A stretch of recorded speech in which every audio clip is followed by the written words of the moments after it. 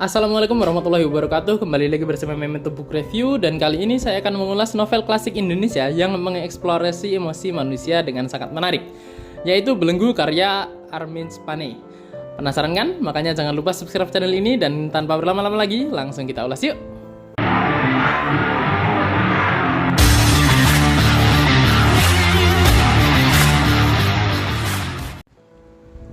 Sebelumnya, saya ucapkan terima kasih pada Perpustakaan Kota Yogyakarta yang telah meminjamkan saya novel ini. Karena saya mau beli tapi sudah sulit sekali untuk mencarinya ya. Mau beli di marketplace, takutnya bajakan. Jadi jika kalian sedang di Jogja, silakan mampir ke Perpustakaan Kota Yogyakarta karena fasilitasnya makin lengkap dan nyaman sekali untuk membaca. Baik, novel legendaris ini pertama kali diterbitkan oleh majalah sastra Pujangga Baru dalam 3 bagian. Dari April hingga Juni tahun 1940. Menurut Wikipedia, Belenggu ini adalah satu-satunya novel yang diterbitkan majalah tersebut dan menjadi novel psikologis pertama di Indonesia. Uniknya, novel ini pada tahun 1938 ditawarkan pada Balai Pustaka selaku penerbit resmi Hindia Belanda. Tapi ditolak karena dianggap tidak bermoral. Penerimaan masyarakatnya pun beragam. Ada yang menganggapnya realistis dalam menggambarkan konflik intelektual masa itu, tapi ada pula yang menganggapnya porno karena memiliki tokoh pelacur dan mengangkat tema perselingkuhan. Novel setebal 150 halaman ini menceritakan tentang kehidupan pernikahan Dr. Sukartono dan Sumartini, atau panggilannya Tono dan Tini begitu ya.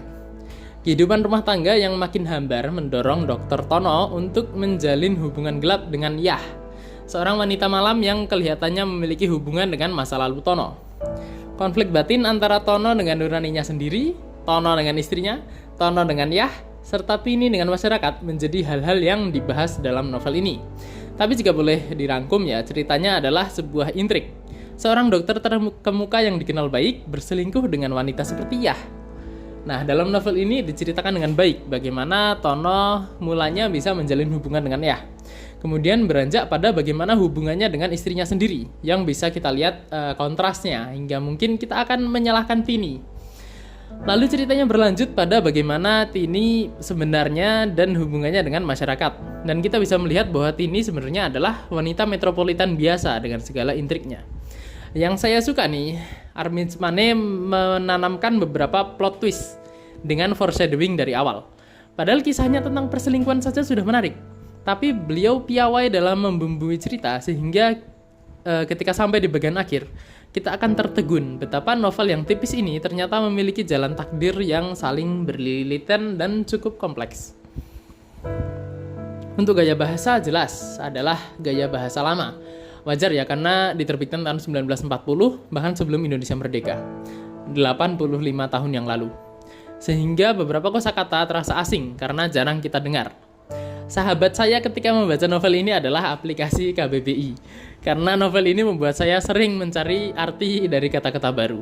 Beberapa contohnya adalah rouge, yaitu kosmetik untuk memerahi pipi atau bibir. Kemudian ada juga tonil yang berarti sandiwara.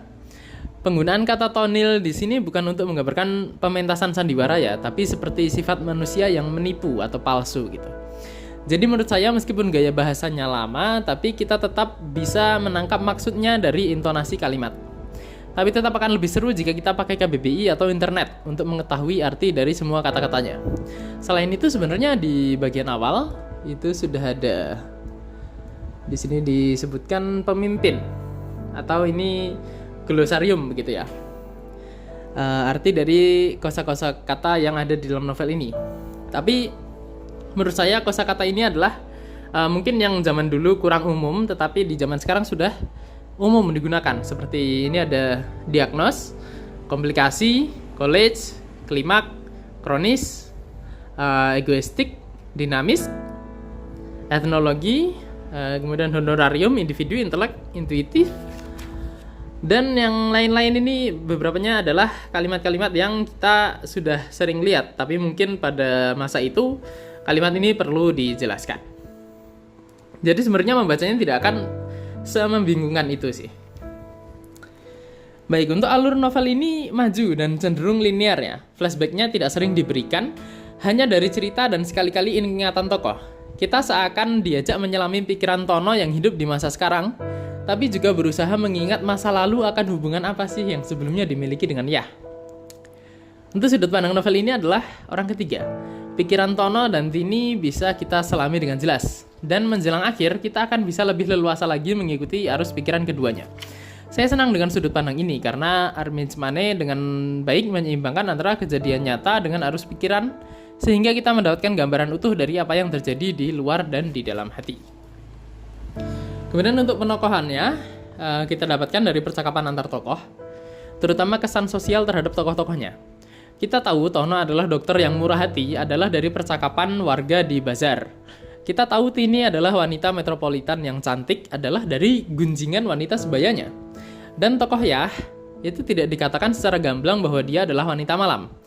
Tapi kita tahu dari bagaimana dia memandang dirinya sendiri, serta ketika akhirnya dia berkonfrontasi dengan Tini. Nah, bagaimanapun penokohan dalam novel ini terasa hidup dan dinamis.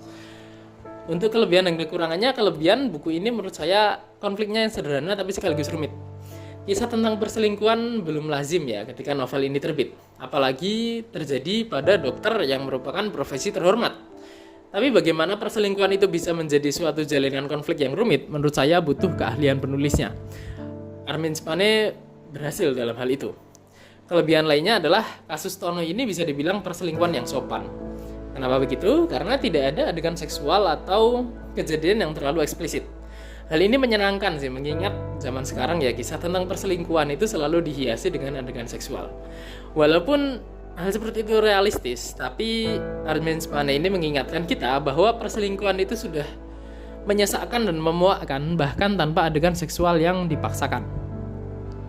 Kekurangan novel ini tidak akan saya sebutkan gaya bahasanya ya. Gaya bahasanya itu menurut saya tidak bisa jadi kekurangan karena beliau menulis dengan bahasa yang sesuai di zaman itu. Jika novel ini diterbitkan ulang dengan gaya bahasa yang terbaru saat ini, saya yakin feel-nya tidak akan sama sih. Jadi untuk kekurangannya menurut saya ada pada penamaan tokohnya. Saya tidak tahu apakah di zaman itu wajar, tapi ada beberapa nama tokoh yang mirip-mirip. Rasanya seakan-akan beliau malas untuk memberi nama tokoh dan akhirnya dinamai yang mirip-mirip. Dr. Soekartono dipanggil Tono, tapi beliau bukan satu-satunya tokoh yang mengandung nama Tono. Dan istrinya Soekartini atau dipanggil Tini bukan satu-satunya tokoh yang mengandung nama Tini. Beberapa kali saya berhenti karena nama tokohnya mirip-mirip. Saya mikir, Tono yang Hartono ini berbeda dengan Tono yang Soekartono kan ya. Tini yang Sumartini ini berbeda dengan Tini yang Kartini kan. Nah, jadi agak membingungkan begitu. Tapi kekurangannya ini tidak fatal ya, karena Armin's Mane ini konsisten dalam penyebutan tokohnya.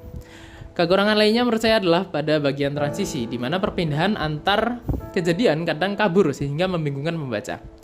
Tapi menurut saya jika bisa bertahan hingga halaman 50, kita akan terbiasa dengan gaya transisinya, sehingga 100 halaman berikutnya akan lebih mudah untuk dinikmati.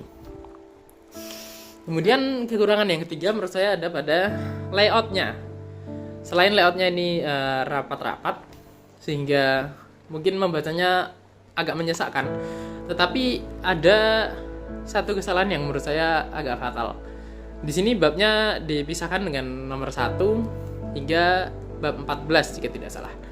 Tetapi saya sudah mencari-cari di bab 12 itu tidak ada. Jadi setelah 10 kemudian langsung setelah 11 kemudian langsung 13. Bab 12 itu tidak ada atau terlewat. Saya tidak tahu itu apakah dari penulisnya atau dari penerbitnya, yaitu Dian Rakyat. Untuk harga, novel ini sulit sekali mencarinya, sehingga saya tidak akan mencantumkan harga ya. Karena bisa jadi yang dijual di marketplace itu palsu, bisa jadi. Saya tidak bilang pasti. Tapi jika teman-teman menemukan novel ini dijual dan ingin membelinya, pastikan bahwa itu memang ori ya. Jika tidak, teman-teman bisa seperti saya saja ke perpustakaan untuk membacanya. Walaupun tipis, tapi gaya bahasanya itu memang bisa menjadi penghalang ya karena jadul. Sehingga tidak apa-apa jika butuh waktu 1 atau 2 minggu untuk menyelesaikannya. Baik, kesimpulannya, saya jadi mengerti kenapa novel ini disebut legendaris. Disebut-sebut sebagai novel psikologis pertama di Indonesia, ceritanya cukup matang dan mengeksplorasi tokoh-tokohnya dengan sangat baik. Jelas nih bahwa novel ini tidak untuk semua orang ya, karena gaya bahasanya agak sulit. Bahkan gaya bahasa bumi manusia terasa modern dibandingkan dengan novel ini. Tapi jika kalian suka membaca novel-novel lama dan antusias dengan sastra Indonesia, menurut saya novel ini tidak boleh dilewatkan karena memberi gambaran bagaimana sastrawan pendahulu kita meletakkan pondasi bagi sastra Indonesia yang sekarang. Sekali lagi, apakah worth it untuk dibeli? Ya, belum tentu, karena memang sulit mencarinya. Jadi menurut saya lebih baik jika meminjam saja di perpustakaan terdekat teman-teman.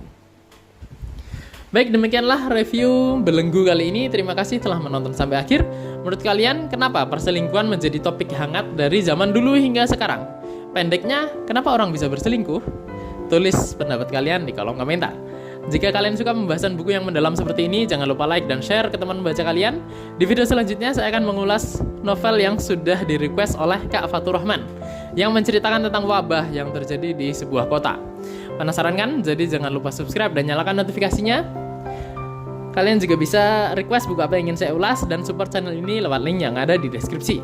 Follow juga Instagram @memento.bukureview buat konten keperluan dan sneak peek review selanjutnya. Sampai jumpa di video berikutnya. Salam literasi. Wassalamualaikum warahmatullahi wabarakatuh.